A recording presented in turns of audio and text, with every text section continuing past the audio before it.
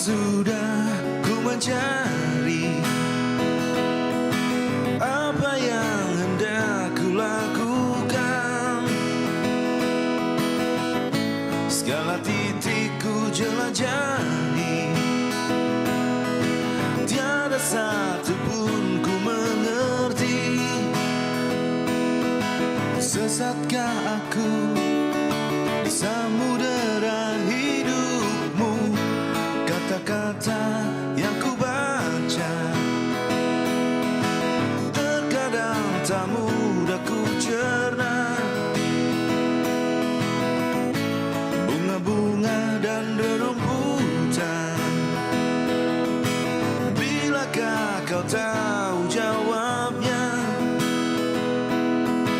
Inilah jalanku, inikah takdirku.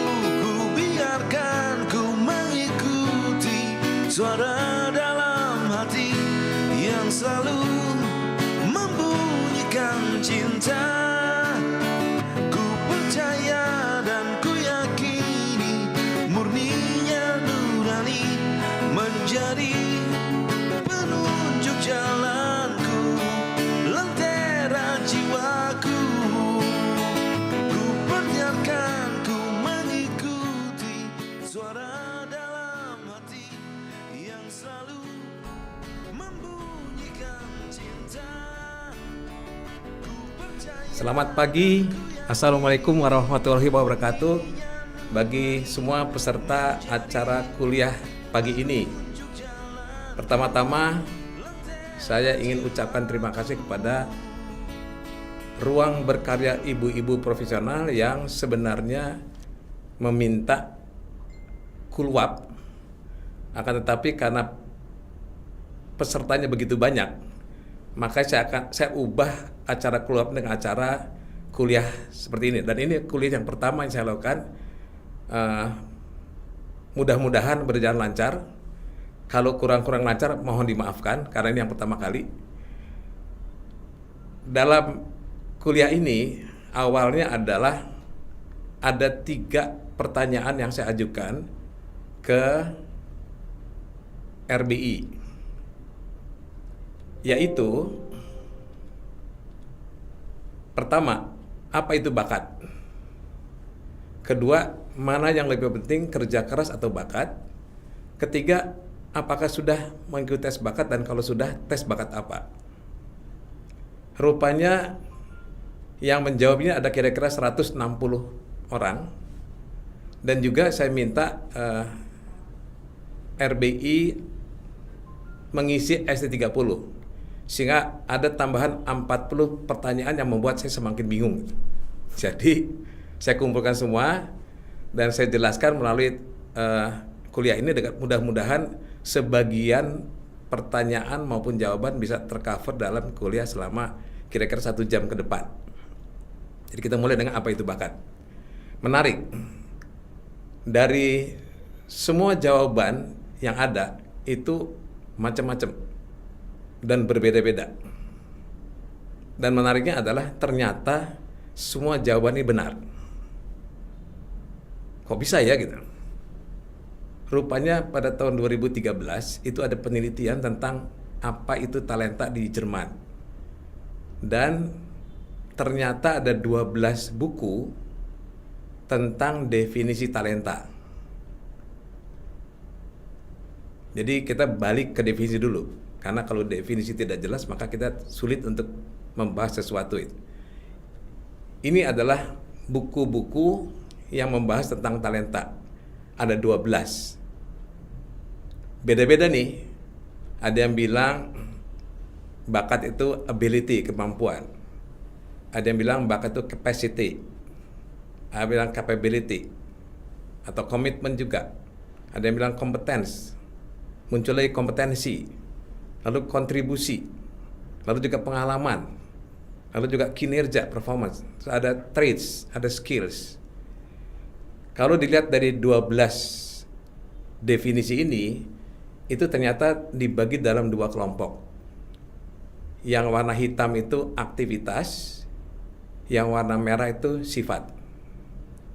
Dan kalau kita bicara bakat dalam konsep talent mapping, kita ikut yang sifat atau traits, bukan yang kata kerja. Ya, jadi ada definisi dari Gallup yang saya ambil bahwa bakat itu adalah pola pikiran, perasaan, perilaku yang alami, berulang-ulang dan dapat dimanfaatkan untuk produktivitas. Kalau kita hilangkan kata-kata yang berwarna merah, pola pikiran, perasaan, perilaku yang alami dan berulang-ulang, ini artinya sifat.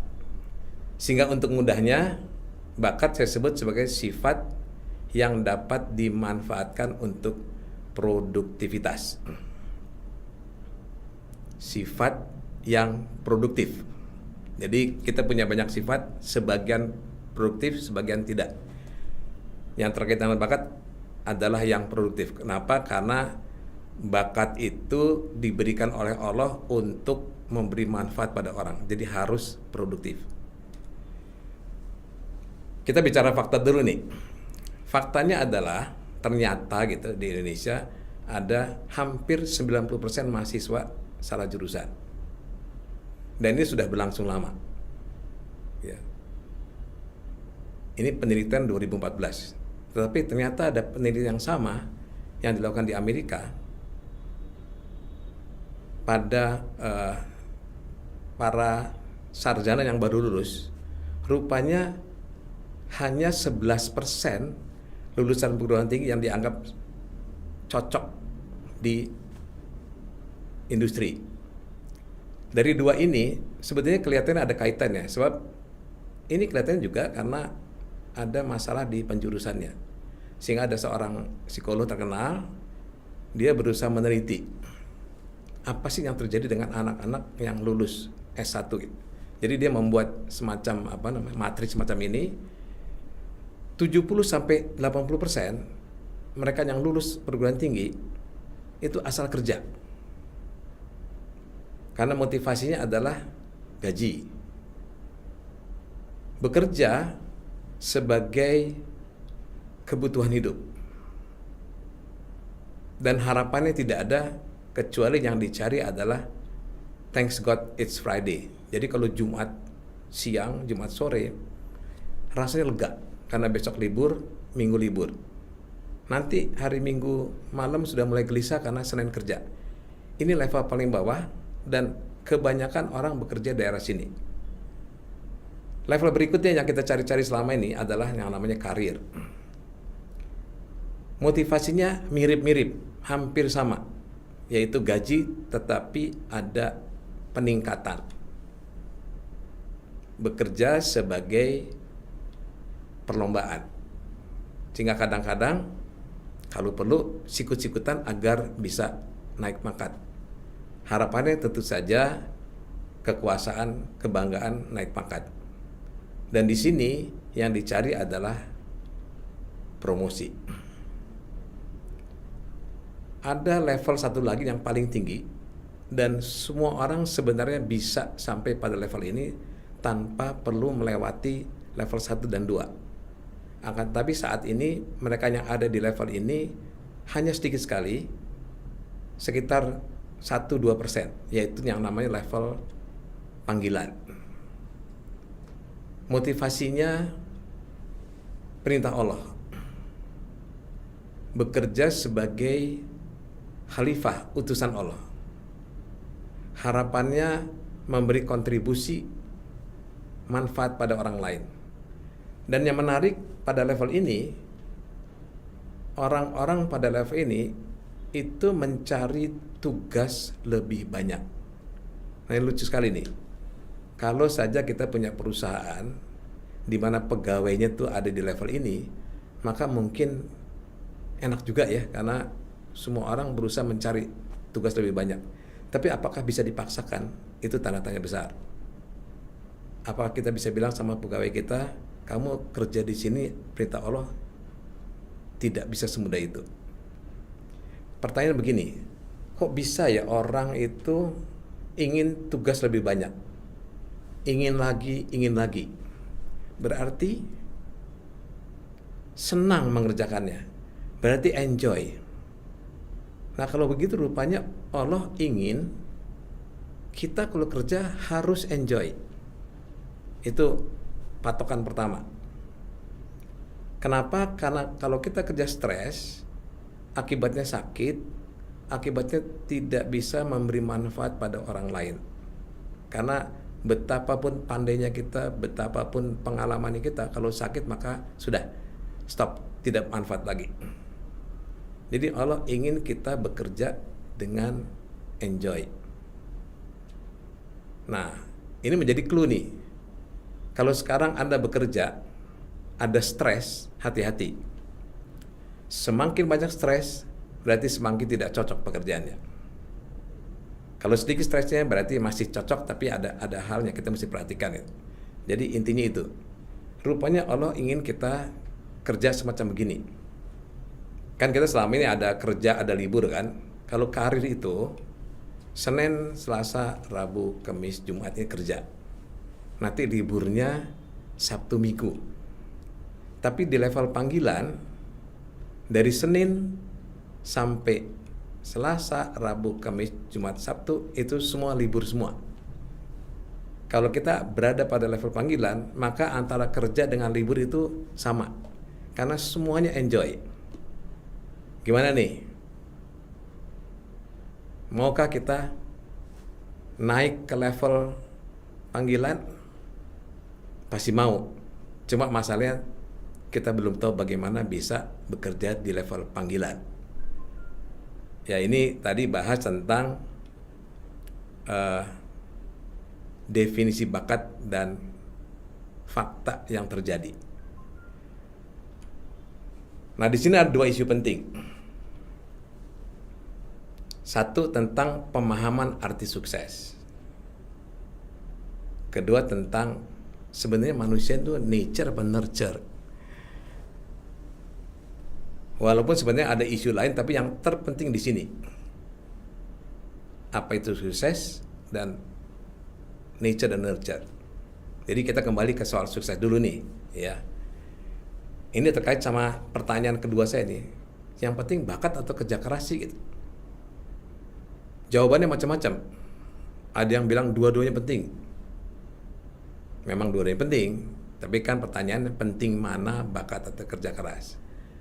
Ada yang bilang kerja keras lebih penting karena semua orang-orang sukses selalu bilang suksesnya itu terjadi karena dia kerja keras. Ya, tanpa kerja keras tidak bisa sukses. Beberapa bilang bakat. Coba kita bahas ini. Kita bahas tentang sukses dulu. Ya. Semua orang tanpa kecuali ingin sukses. Tanpa kecuali ingin sukses. Masalahnya adalah definisi tentang sukses tidak jelas. Kalau saya ingin durian, itu jelas. Buahnya berduri, bulat, warnanya kuning hijau, rasanya manis, baunya harum. Itu durian kan? Tapi kalau tambahkan info satu lagi, berserat, maka kita bilang bukan durian, itu nangka. Gitu. Jadi kita tahu persis durian yang mana, nangka yang mana. Tapi kalau ngomong sukses, bingung. Kenapa? Karena kaya raya belum tentu sukses.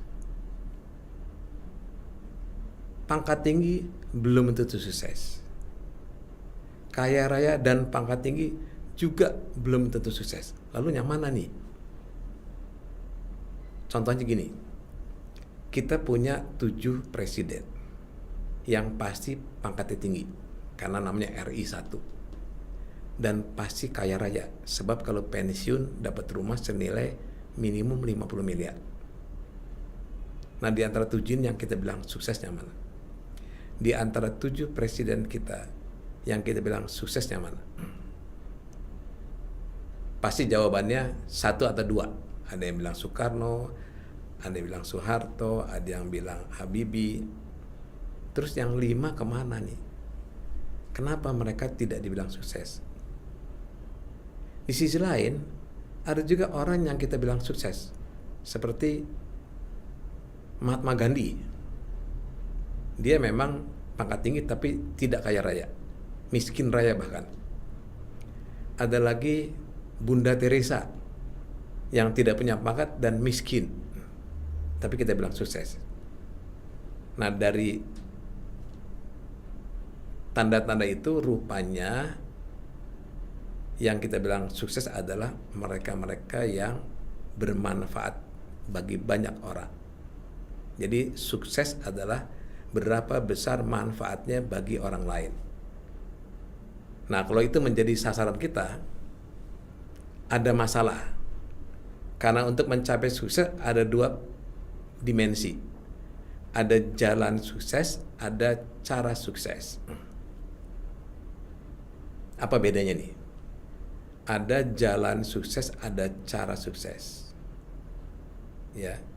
Kalau kita bikin kalimat tanya, maka caranya bagaimana?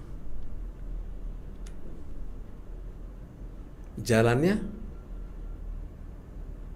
kemana atau yang mana? Nah, sekarang kita lihat. Kerja keras itu cara atau jalan? Cara kan? Kalau begitu penting cara atau penting jalan? Banyak orang berpendapat bahwa yang penting cara, karena kerja keras itu cara sukses. Tapi kalau caranya benar, jalannya salah, maka kita tidak akan bisa mencapai sasaran atau tujuan. Sedangkan kalau jalannya benar dan caranya salah, kita masih bisa mencapai tujuan walaupun lambat. Betul nggak? Jadi kalau caranya benar, jalannya salah, maka kita akan tersesat. Kalau jalannya benar, caranya salah, kita masih bisa mencapai tujuan walaupun lambat. Artinya jalan lebih penting daripada cara. Dan percaya atau tidak, jalan ini urusan manusia dengan Tuhan. Urusan manusia dengan Allah. Sedangkan cara itu betul-betul urusan manusia. Kalau nggak percaya, coba Anda pikirkan atau bayangkan ketika Anda berdoa setiap hari itu, Anda memohon jalan atau mohon cara? Jalan kan? Ya Allah, tunjukkanlah aku jalan yang lurus. Tidak pernah kita berdoa, ya Allah, jadikanlah aku pekerja keras. Karena urusan usaha, urusan ikhtiar itu urusan manusia sepenuhnya. Nah, itu semua ada dalam ayat-ayat Al-Quran atau di kitab sucinya adalah. Jadi jalan itu lebih penting ketimbang cara, walaupun dua-duanya penting. Ya, walaupun dua-duanya penting. Karena kalau Anda sudah ketemu jalan tapi tidak usaha, tidak sampai juga. Tapi kalau Anda bekerja tanpa melihat jalannya, maka Anda bisa tersesat. Tapi yang penting di antara dua ini adalah jalan. Jadi isunya sekarang adalah bagaimana menemukan jalan sukses kita masing-masing. Bagaimana menemukan jalan sukses kita masing-masing. Nah, pertanyaannya sekarang, siapa yang paling tahu jalan suksesnya masing-masing? Banyak orang yang menjawab, ya masing-masing orang. Enggak mungkin, karena justru sekarang ini banyak orang yang tidak tahu jalan suksesnya. Dia hanya tahu bekerja keras tanpa tahu tepatnya di mana itu. Yang paling tahu jalan sukses kita masing-masing adalah yang menciptakan kita, yaitu Allah. Jadi kalau mau tahu jalan sukses kita masing-masing, yang paling sederhana adalah berdoa dan berdoa. Hanya saja kita selama ini tidak mengabaikan pentingnya doa dan tidak faham bahwa doa tentang jalan itu yang paling penting. Jadi mulai detik ini kalau nanti berdoa, jangan lupa ketika berdoa meminta jalan yang lurus itu harus sangat khusyuk, kalau perlu diulang-ulang. Harus sangat khusyuk, kalau perlu diulang-ulang. Nah masalahnya karena manusia ini kan kadang percaya kadang tidak gitu ya.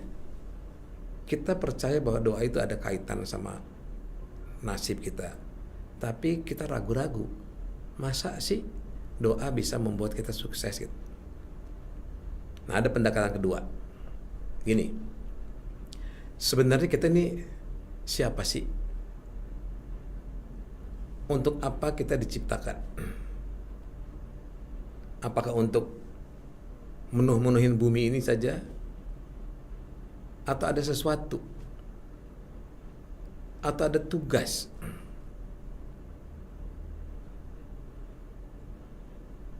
Jadi pertanyaannya, kita punya tugas hidup nggak?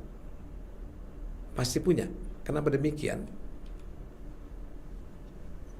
Karena kita ada. Tugas itu definisinya adalah alasan keberadaan. Itu tugas. Jadi Anda sekarang ada nonton kuliah ini, itu karena ada tugas, yaitu belajar. Nanti Anda ada di kantor juga karena punya tugas. Anda ada di rumah juga karena punya tugas. Sehingga ketika kita dilahirkan dan ada di bumi ini, berarti kita punya tugas. Itu sebabnya jangan pernah ingin bebas tugas. Banyak orang yang pada saat pensiun pikiran adalah ingin bebas tugas, berarti bebas dari alasan keberadaan. Banyak cerita orang pensiun, uangnya banyak, sakit, meninggal karena dia merasa tidak punya alasan untuk hidup lagi. Nah, kalau kita punya tugas, rupanya tugas kita masing-masing ini sangat unik. Setiap orang punya tugas yang berbeda. Karena begitu banyak pekerjaan yang ada di bumi ini yang harus dilakukan oleh mereka-mereka ini. Nah, kalau gitu gimana? Berarti ada kaitan nggak antara tugas yang unik dengan perangkatnya? Contohnya begini. Tentara kira-kira dikasih apa agar mereka berhasil jalankan tugas? Pasti diberikan yang namanya senjata dan peluru. Kalau dokter, seharusnya diberikan yang namanya alat suntik, stetoskop, dan obat. Kalau teknisi, obeng dan tangan. Nah sekarang mungkin apa enggak pemberi tugas menukar-nukar perangkatnya. Misalnya tentara diberikan obeng dan tang, dokter diberi senjata dan peluru, teknisi diberi alat suntik. Mungkin apa tidak perangkat yang diberikan pada orang yang ditugasi sengaja dibuat yang salah gitu? Nggak mungkin kan? Kalau kita ada kaitan antara perangkat yang diberikan dengan tugasnya. Nah ini menarik. Jadi kalau kita mau tugas kita ini, maka carilah perangkat unik kita masing-masing. Kalau ingin tahu tugas kita masing-masing, carilah perangkat unik kita masing-masing. Apa uniknya kita? Kita akan bahas berikutnya. Jadi ada dua hal dalam menemukan jalan. Yang pertama adalah doa dan doa. Ini harus. Yang kedua adalah galilah fitur unik kita masing-masing.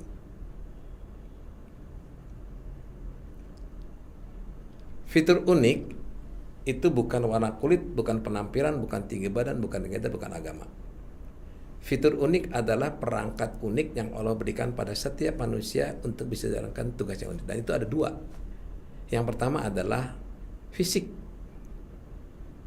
panca indera.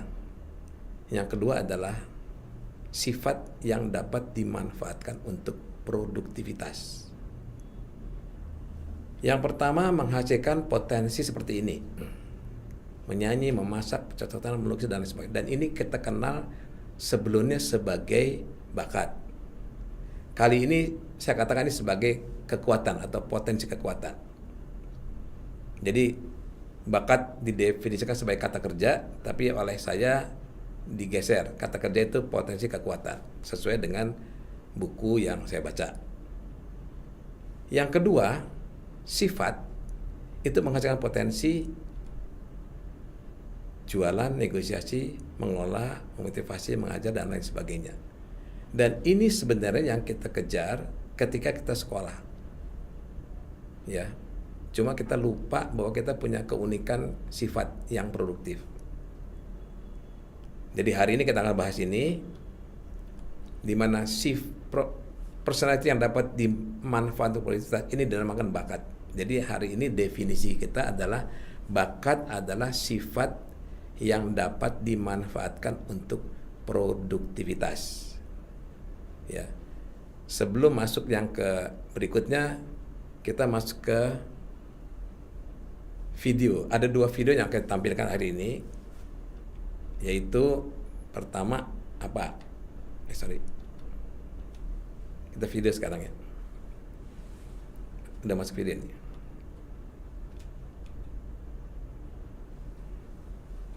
This lesson that Allah teaches us, about favor and being, harm touching you, all of us in this dunya have been given a limited number of ni'mah and a limited number of shar. Right? On the one hand, Allah has decided what our rizq is going to be. Our rizq, our provision includes our money, but it also includes our friends. It includes our families, our rizq. Our knowledge is our rizq. The people who teach us is our rizq. The people who learn from us are our rizq. Our children are our rizq. Every good you have in your life is basically your rizq. And you don't have an unlimited amount of this stuff. Where do you get the unlimited stuff? You get that in Jannah. Here, there's a limited supply of what you're going to get. It's written for you. Then on top of that, there's a limited number of challenges that you're going to face in this life.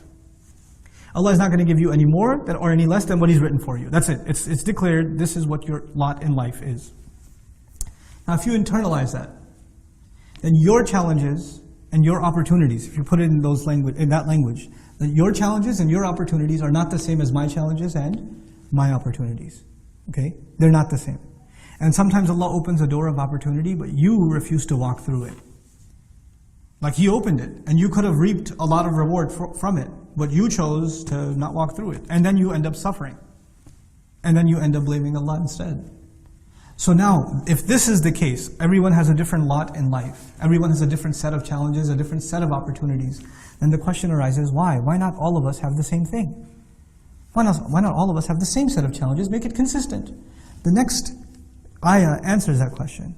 He says, قُلْ كُلٌّ يَعْمَلُ عَلَى شَاكِلَتِهِ. Tell them, let everyone work. Everyone should work. كُلٌّ يَعْمَلُ actually means everyone should try to work. When a mudari' becomes a sifa, it's actually in the meaning of trying to do something. Everybody should try to work on their shakila. Now what is shakila? Shakl in Arabic is form. Shakl is the appearance of something and the mold of something. Okay? You can even say the shape of something is shakila. In a figurative sense, you can call it, I use psychological terminology now, your predisposition. You're pre-programmed a certain way. Some people have a good sense of humor, some people are very serious, some people are oriented towards science, others towards literature, some are very artistic, some are, they have a hard time figuring out what they are, but they know how to have a good time. There are people with different personalities, different shakilat, you can say. Allah says everybody, first of all, recognize what Allah has given you, what kind of personality Allah has given you, and then work in accordance with that. In other words, shakilah, you see the ta marbuta at the end, makes it actually a marra, meaning an instant, an individual thing. Not two people have the same shakilah. Allah made personalities very, very, very different. And everybody should try to figure out what their personality is like as much as they can. And then, in accordance with that, figure out what is the most they can make of their opportunities. What are the most they can, and what are the challenges in their personality, what are some shortcomings they have, and how can they overcome them. This is actually a very powerful concept at the individual level, but it's so powerful that Allah in another place in the Quran even describes this at the level of nations. One of the names for nations in the Quran, وَجَعَلْنَاكُمْ شُعُوبًا وَقَبَائِلَ لِتَعَارَفُوا. Shu'uban comes from the word sha'ab or shu'bah in Old Arabic, which actually means a dent or a crack in a wall. An imperfection is a sha'ab. It's an imperfection. As if to say every nation has some good qualities, but some quirks. And nations have to get to know each other so they learn from each other's strengths. Because one nation's strength is another nation's weakness, and one nation's weakness is another nation's strength. In my culture, there are some things that are really bad. I should learn from another nation. Like if I'm a Desi, our dietary habits are really bad. So maybe I should learn from another nation that has much healthier eating practices. Whose 70-year-olds go jogging. You know, where our 40-year-olds are on a cane. You know, so maybe there's something wrong with our culture that we can learn from another culture. That's at the level of nations even. But even at the level of an individual, if someone's able to recognize their weaknesses, then they're able to make connections, make friends, put themselves around people that that cover for that weakness. That they recognize that weakness and they cover for that weakness. You see, if you surround yourself with people that have the same weaknesses as you, they have the same problem as you. Like if you have a terrible sense of humor, you have no restrictions on your sense of humor, and you become friends with other people who also have no breaks in their sense of humor, not very good things will come out of that relationship. Maybe someone in this relationship should have what? Some sense of, okay guys, that's enough. Let's cut it out. You see what I'm saying? Somebody has to be there. But by the way, if everybody's super serious, and you're serious and all your friends are super, that's a very depressing life. You need somebody to stir things up. قُلْ كُلٌّ يَعْمَلُ عَلَى شَاكِلَتِهِ. Now in terms of deen, in terms of what Allah wants you to do with your life, everybody should, instead of complaining, or you only get happy when good things happen, and you get super depressed when bad things happen, the reality of it is, each of you will have your share of good and bad in this world, and you need to make the most of it given your personality, given your shakila. فَرَبُّكُمْ أَعْلَمُ بِمَنْ هُوَ أَهْدَى سَبِيلًا. Then your master knows who is more guided in terms of a path. You know, and he didn't say as-sabil either, he said sabilan. He made it actually, this is a tamyiz of it, in terms of a path, suggesting that each one of us will have a course, depending on our shakila. Now,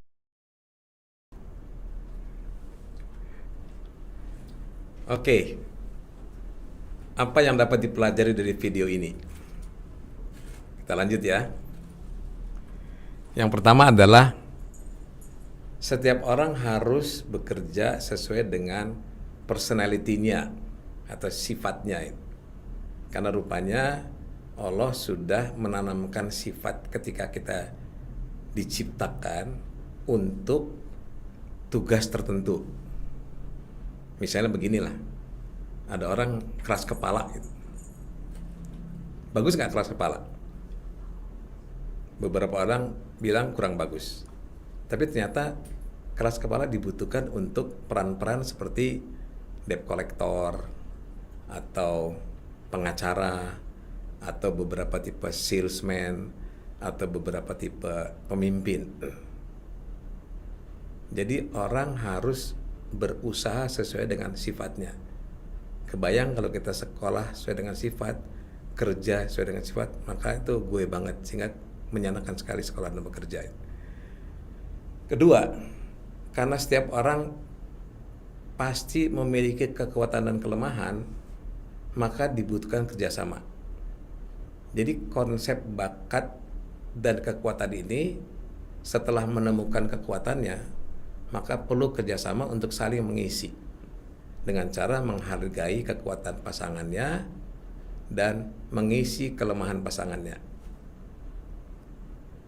Oke. Isu kedua sekarang.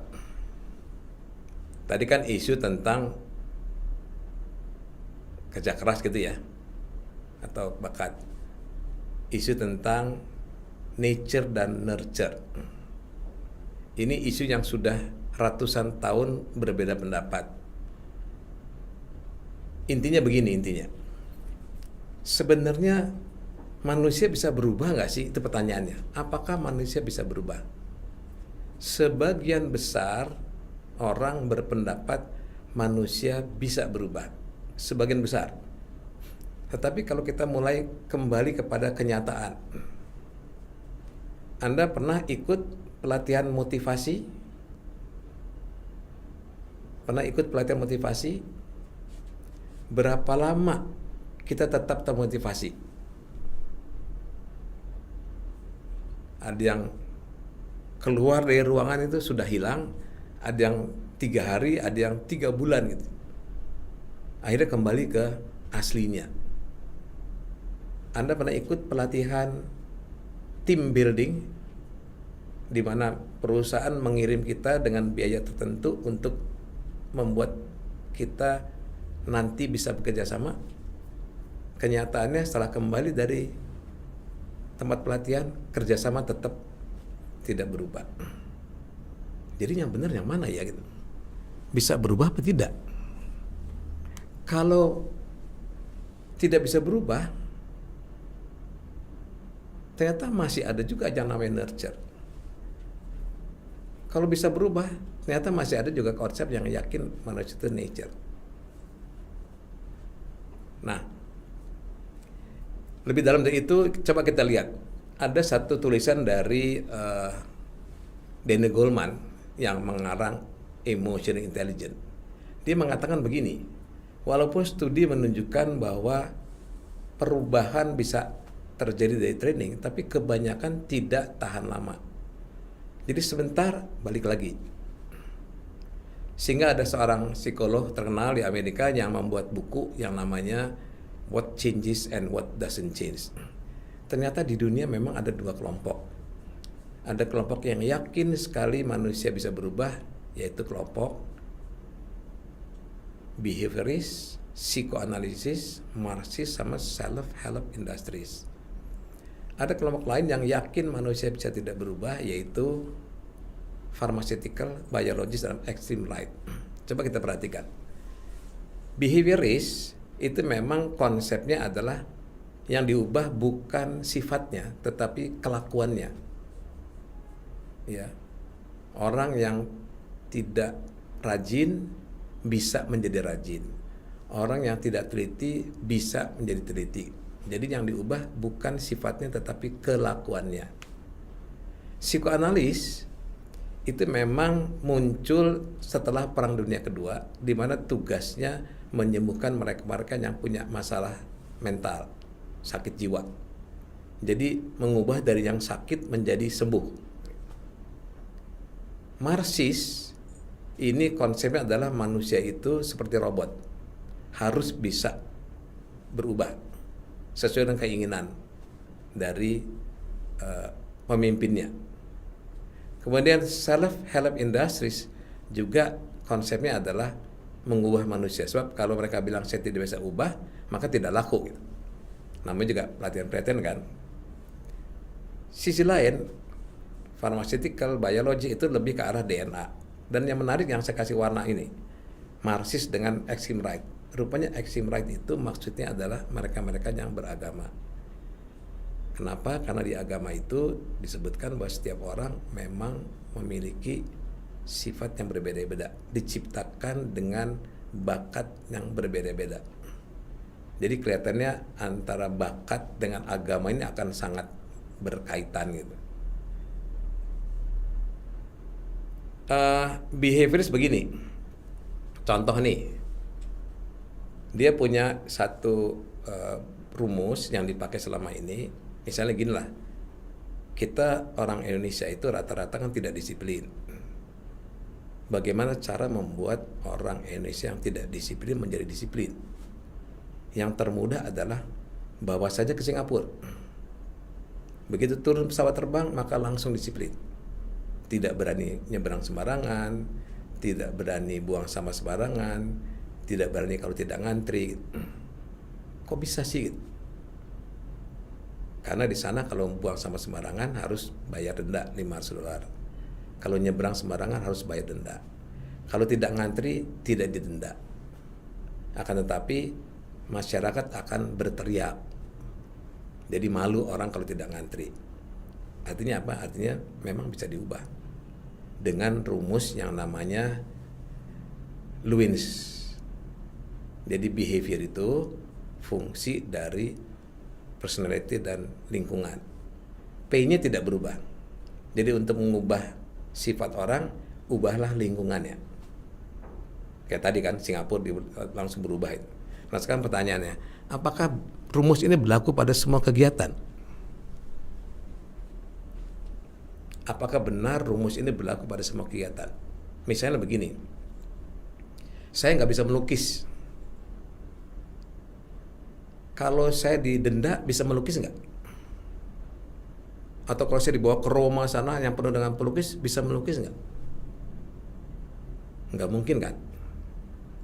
Atau saya tidak bisa berjualan, memang tidak punya kemampuan jualan. Kalau saya didenda, kira-kira bisa jualan nggak?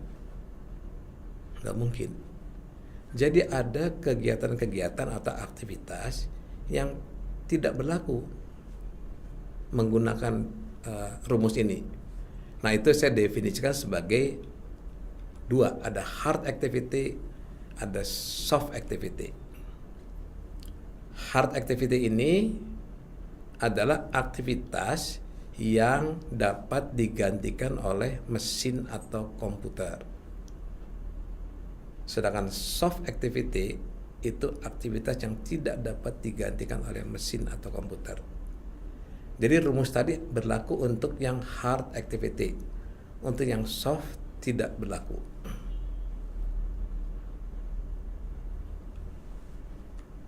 Berikutnya adalah kita lihat slide atau video dari Al-Isra 85 yang menggambarkan bagaimana menemukan ini. Silakan. Which raises another question. Where did these different personalities come from? How come we have different personalities? You know, in psychology studies, they study genetic twins. One's favorite color is blue and the other's favorite color is purple, and they're like, we can't figure this out. Genetically, they're the same. Because some said your personality is a product of your genes and your environment, right? Nature and nurture. But then they can't figure out these cases where the nature is the same, genetically they're the same, and they're brought up in what? Same household. So their nature is the same and their nurture is the same, but this guy likes bicycles and that guy likes boats. Or whatever, This one's into sports and that one's into chess. And they can't figure this out. Genetic twins, how can they do this? Allah Azza wa Jalla actually answers this question. And He says, there is something mysterious about you and what's going on inside you. The next ayah is, وَيَسْأَلُونَكَ عَنِ الرُّوحِ قُلِ الرُّوحُ مِنْ أَمْرِ رَبِّي. They ask you about the ruh, the essence of the human being. By the way, ruh, interesting word in Arabic. Associated with rawh, like farauhun wa rayhan, joy, pleasure, contentment, satisfaction. There's something inside of us that is the source of our happiness, is the source of our contentment, and it's distinct to each and every one of us. We can only know very little about it. Allah says, they ask you about the ruh, tell them the ruh is from the command of my master, min amri rabbi. Shah Waliullah Dehelvi rahimahullah used to argue that there are two worlds of Allah's doings. There's the alamul khalq and alamul amr. Alamul khalq, the world of creation, and the world of command.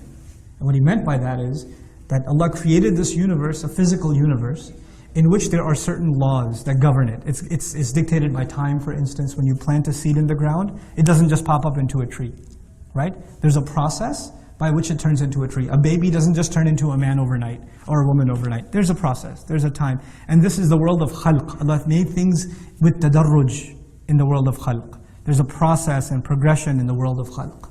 But there's the alam of al-amr. There's the world of amr, where Allah commands something and it comes into full formation to perfection when? Instantaneously. Like the angels are from what? Alam al-amr. The ruh is from what? Alam al-amr. The Quran is from Alam al-amr. Right? So there's this unseen world where things happen. They're first of all not limited by time like we think of time.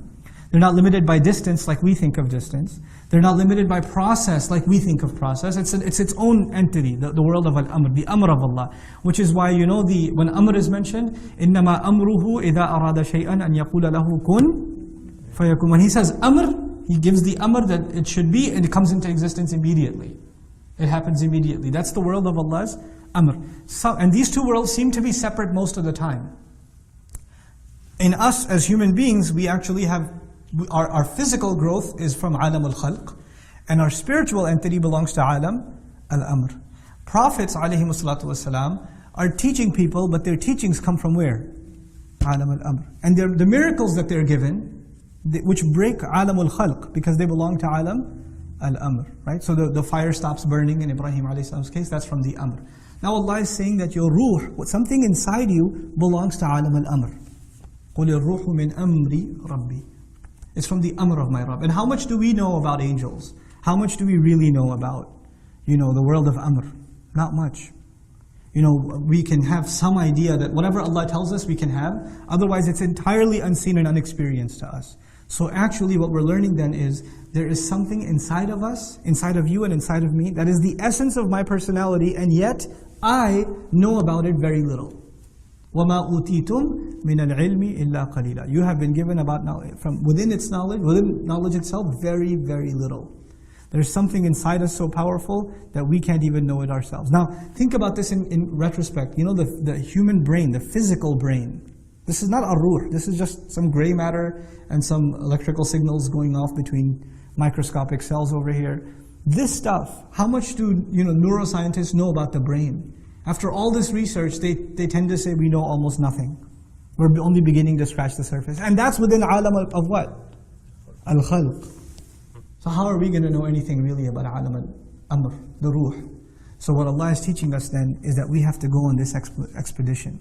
When you work towards your predisposition, you will discover more about yourself. You will not discover who you are until you put yourself to work. And this is the lesson I want to leave you with. Young people nowadays, especially young people nowadays, say, I don't know what I should do. Ustad, tell me what I should do. What should I major in? What kind of job should I do? And they don't do anything. And they get 30 bits of advice from someone. Then they go to someone else and get another 40 bits of advice. Then they go to someone else and get another 50 bits of advice. And they have all this advice from all these people, and they say, well, I asked 100 people and I got 100 different kinds of advice. Yes, that's because you asked 100 people and you got 100 different kinds of advice, because human beings are individuals. They're going to give you individual advice. Until you put yourself to work, you're not going to discover who you are. You're not going to know your strengths, and you're not going to know your weaknesses. Stop being afraid of work. Stop being afraid of jumping in, trying something, failing. Failure is good for you. It exposes the holes in the wall. It exposes what you need to work on. It also exposes the few things that you are good at, and maybe you should refine them even more. But that does not happen until you grind it out. Until you throw yourself in the middle, in the mix. I'd like you to think of the fact that, our ruh is from alam al-amr, but this life that Allah gave us here, in which we can put ourselves to work and discover ourselves, is not an unlimited life, is it? So, between coming of age and sleep, and then old age where you pretty much become senile, we don't have a lot of years to figure ourselves out, to put ourselves to work. So don't be afraid to try things. Allah has given us this incredible adventure in the world. Don't be scared to try stuff. Try it. The fact that you've taken the adventure to try to learn Arabic is cool, but that's just the beginning. Try things in business. Try things in your education. Try things in, try a different kind of job. Try things.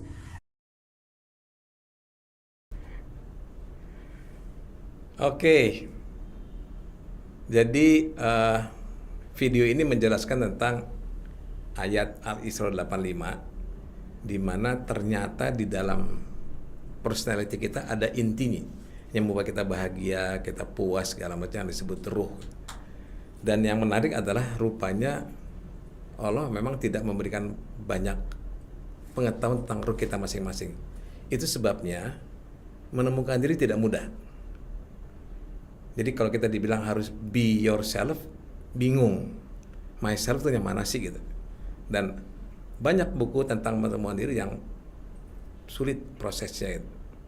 Tapi ada clue-nya tadi disebutkan bahwa kalau kita mau tahu diri kita, ya just do it. Lakukan sebanyak mungkin aktivitas. Ya, kalau mau tahu diri kita, lakukan sebanyak mungkin aktivitas. Masalahnya aktivitas yang mana? Karena ada begitu banyak aktivitas di dunia ini, bahkan kata kerja di kamus itu ada 13.000.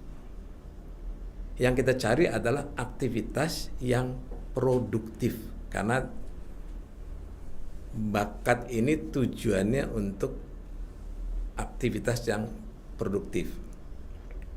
Oke, jadi dari semua penjelasan ini ada beberapa yang terkait dengan jawaban pertanyaan yang banyak. Sekarang pertanyaan sudah banyak sekali. Coba kita lihat apa yang kita bisa ambil kesimpulannya. Ya, ada jawaban dan kesan. Yang pertama itu penting diketahui bahwa yang namanya assessment itu hanya cermin yang datar dan bening, bukan dukun. Jadi kalau Anda berharap ikut assessment tahu diri Anda, tidak mungkin. Cermin yang datar dan bening. Supaya ketika kita bercermin, maka pantulannya tepat seperti diri kita. Ya, tetapi kalau bercerminnya tidak lengkap, maka hasilnya nggak lengkap. Dan kapan tidak lengkapnya? Kalau kita belum tahu diri kita sendiri. Jadi ada yang namanya Johari window. Kalau kita masih kecil windownya, maka hasil akan kecil juga. Itu sebabnya secara statistik anak-anak SMA rata-rata 40 sampai 60% tahu dirinya, sehingga gambarannya pun segitu. Mereka yang kerja bisa 70 sampai 90%. Ya. Itu pun masih ada beberapa yang di bawah 70. Yang menarik adalah dalam perjalanan saya ini ada anak 9 tahun sudah tahu dirinya. Ada anak lulus ITB masih belum tahu dirinya. Jadi rupanya bukan umur. Rupanya aktivitas. Jadi semakin aktif yang beragam dan banyak, semakin bisa menemukan diri. Dan anak yang 9 tahun ini memang sangat aktif, sedangkan anak yang 23 tahun baru lulus ini keaktifannya hanya di akademis saja. Terus bakat itu tidak berubah. Karena sudah ditanamkan dalam diri kita pada umur 120 hari oleh Yang Maha Kuasa. Kalaupun masih berubah, berarti yang bersangkutan belum banyak pengalamannya, belum banyak melakukan aktivitas yang beragam. Itu pertama. Ini banyak pertanyaan soal bakat berubah tidaknya. Kedua, ada kesan dari mereka yang mengisi strength tipologi itu belum mengunduh yang 13 lembar. Coba unduh dulu yang 13 lembar, kemudian pelajari karena di sana ada penjelasan tentang bagaimana cara baca dan juga contoh-contoh. Kemudian yang penting juga adalah di halaman 6, bukan 16 ya, halaman 6 gitu ya.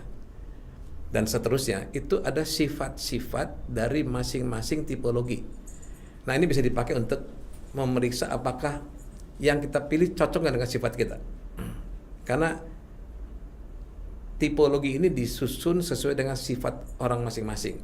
Misalnya, orang yang memilih ADM, administrator, itu orangnya pasti rapih dan teratur. Karena orang administrator rapi dan teratur. Kalau Anda memilih itu gue banget, tapi ternyata Anda orangnya tidak rapi, tidak teratur, maka itu salah gitu. Kemudian yang penting juga, ada persentase di strength cluster, itu abaikan. Karena ini akan saya hapus. Ini membuat orang salah persepsi tentang dirinya. Sebaiknya bacanya adalah seluruhnya lengkap, yang 30 itu. Jadi, jangan baca persentase dari strength cluster. Lalu juga assessment ini umumnya untuk 14-15 tahun ke atas.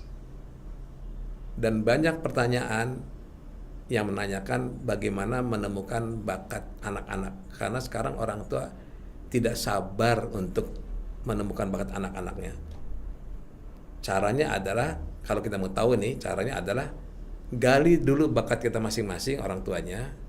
Pelajari bagaimana menemukan bakatnya atau kekuatannya, lalu terapkan pada anak-anak. Karena untuk anak-anak yang penting adalah fasilitasi dan observasi. Maksudnya adalah berikan mereka kegiatan yang sebanyak mungkin, lalu lihat apakah mereka ini berbinar-binar nggak mengerjakannya. Lihat apakah anak-anak ini enjoy nggak melakukannya, mudah nggak melakukannya, hasilnya bagus nggak, dan produktif nggak gitu. Jadi enjoy, easy, excellent, dan earn, ya, fasilitasi dan observasi. Oke. Untuk tahapan pengembangan juga banyak pertanyaan ini. Coba silakan pelajari konsep Pandu 45 yang dibuat oleh Ibu Septi Penny Wulandadi.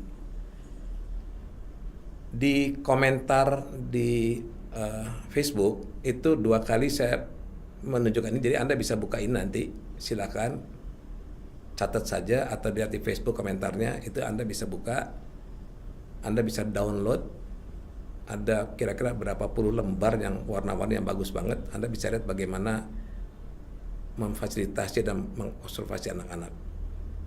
Oke, waktu kita masih tinggal beberapa menit lagi ini. Saya ingin mencoba melihat beberapa komentar dari para peserta. Tentunya yang saya bisa lihat adalah yang paling atas, yang paling belakangan ya, yang komentarnya ada berapa sih? Ada hampir 100 komentar ini. Beberapa sudah saya jawab, beberapa belum. Yang pertama, di mana bisa diunduh tesnya? Ada tes yang sederhana yang namanya temubakat.com. Jadi www.temubakat.com itu bisa mengunduh dan ngetes yang namanya strength typology. Bisa di-download juga sebanyak 13 lembar. Itu yang gratis ya. Yang berbayar nanti. Karena saya nggak dagang hari ini. Kemudian Bu Sulinda Vidyatama, Abah yang di video Ustadz siapakah? Itu Noman Alikan, udah dijawab sama Bu Miranti ya. Kemudian Bu Elva Citrasari dari Fakultas Ekonomi Sumatera Utara. Oh, masuk juga RBI ini ya. Setelah menemukan kekuatan menyatu kelemahan harus just do it. Betul. Jadi kalau kita sudah yakin bahwa aktivitas itu adalah gue banget, maka just do it, lakukan untuk memperdalam itu. Kemudian dari Bu Anis, IPB, anak saya laki-laki usia 7 tahun, pernah tes sidik jari, hasilnya yang kata pemilik sidik jari dengan tipe ini sekarang cuma ada 5% di dunia. Insting dia tajam, bahkan saat ini dia sudah bisa membaca pikiran seseorang. Beberapa kejadian yang saya alami dan orang lain yang mengalami, menurut Abah kira-kira kegiatan apa yang harus dilakukan untuk mendukung dan cocok dengan kemampuannya? Gini, tes sidik jari ini itu bagusnya adalah tidak tergantung umur. Cuma sumbernya saya tidak tahu, sebab bisa terjadi 2 tes sidik jari hasilnya berbeda. Jadi cari yang sumbernya bagus, yang sumbernya baik. Tapi sidik jari lebih melihat personality secara utuh.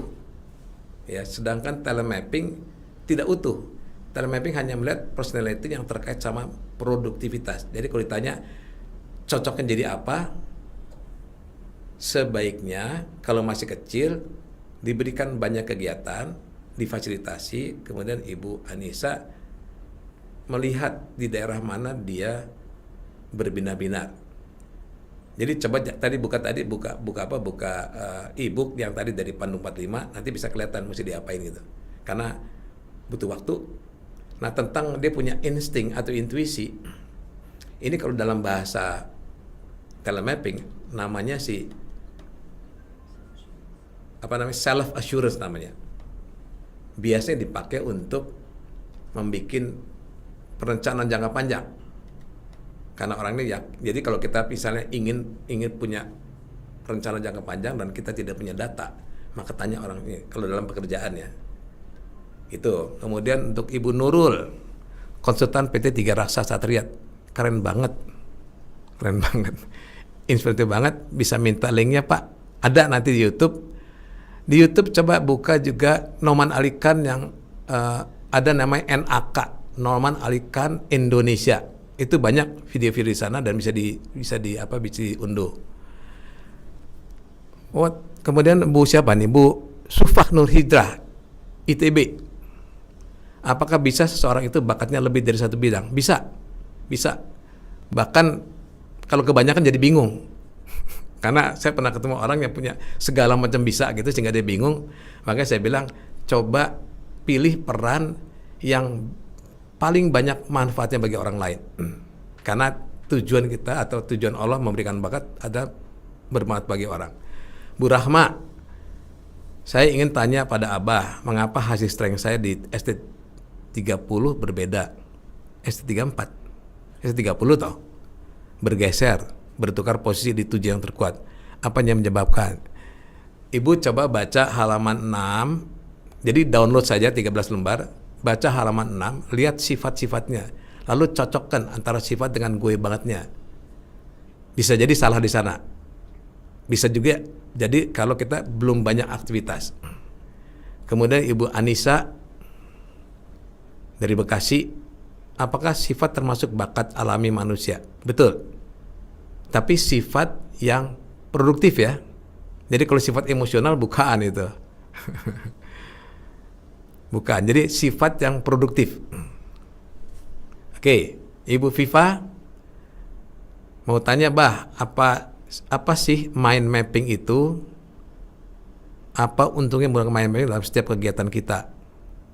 Gini, mind mapping itu sebenarnya satu usaha untuk menggambarkan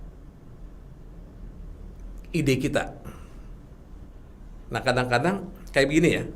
Saya pernah bikin mind mapping untuk satu buku SMP, buku fisika. Karena anak saya tuh belajar fisikanya susah. Ketika saya bikin mind mapping, jadinya cuma satu lembar, satu buku cuma satu lembar. Sehingga anak kan begitu melihat, begini tuh fisika gitu. Itu kalau ini bukan mind mapping, ini talent mapping. Jadi yang kita bahas hari ini pemetaan bakat, bukan pemetaan pikiran. Ya, oke, Bu Zestiva, apa saya aja nih yang keganti channelnya? Wah, nggak tahu. Jadi channel Tausiah orang Arab. Bukan, sama semuanya nih. Jadi itu bagian daripada kuliah ini untuk lebih melihat apa sih kaitannya antara agama dengan bakat. Bagaimana cara Ibu Ratna, bagaimana cara mengenali bakat anak sejak dini? Sudah habis ini ya? Terima kasih. Oke, waktu sudah habis. Terima kasih. Wassalamualaikum warahmatullahi wabarakatuh.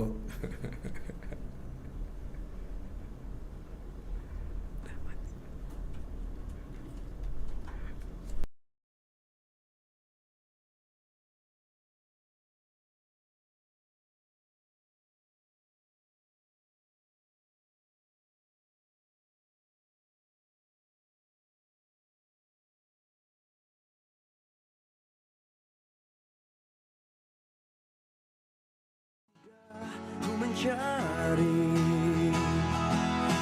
apa yang hendak ku lakukan. Segala titik ku jelajahi, tiada satu pun ku mengerti.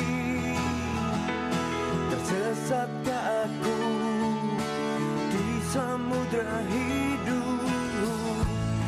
Kata-kata yang ku baca